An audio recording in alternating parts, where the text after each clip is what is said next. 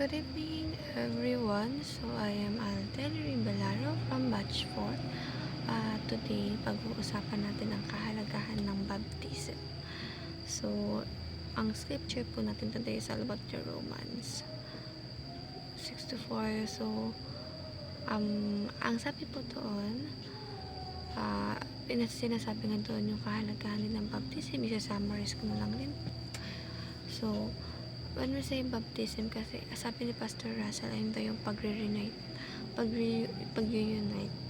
sa resurrection at sa piling ng Panginoon. So, bakit mahalaga ang baptism?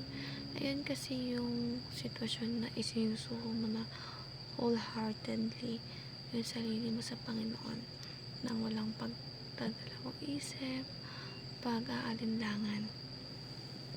So, ang baptism din ang nagsisimbolize ng symbolize sa pagkakaroon natin talaga ng deep relationship with our God at pagkakaroon mo ng panibagong buhay or pagkabuhay muli, born again. So, that's why talagang very important lalo na sa mga Christians ang magpabaptize at muling magkaroon ng relasyon sa Panginoon dahil kaya nga nasabi ko, ito yung parang pagkakakilanlan or way upang mas lalong magkaroon ka ng intimate relationship with our Lord. So, gaya nga nasabi ni Pastor Russell, bakit mahalaga yung baptism? Siyempre, hindi lang naman dahil lang sa pagtanggap natin talaga, no, nakikita. So, if masusurrender natin yung life natin sa Lord, napakaliit na bagay lang yung baptism o magpapaptize para sa Kanya.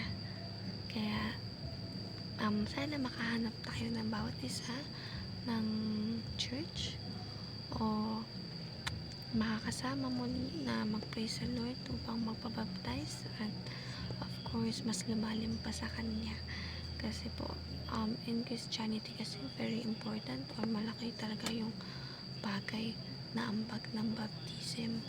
Kasi, yun yung parang malaking rason o malaking parte ng pagiging Kristiyano. Kaya talagang binibigyan halaga at importansya yung pagpapabaptize mo. At of course, bawal ka magpapaptize na parang trip mo lang, gusto mo lang. Ini-encourage po tayo magpapaptize ng tayo mismo yung may gusto at tayo mismo yung nag-urge na magpapaptize tayo sa muli para sa Panginoon. Dahil in that way, mas makikilala at magkakaroon tayo ng communication at of course, mas lalalim tayo sa Panginoon kasi malaking bagay nga, gaya nga nasabi ko, paulit-ulit kong sinasabi na mahalaga nga yung ambag o ito yung pinaka-sentro din sa Kristiyano. So, gaya ng sabi ko, hanap tayo ng circle natin, church, nang maaaring magpapaptize tayo at nang sa ganun, magkakaroon tayo ng deeper knowledge, no, sa Panginoon upang magkaroon tayo ng communication sa Kanya. So, that's all po. Thank you for listening, everyone. Bye!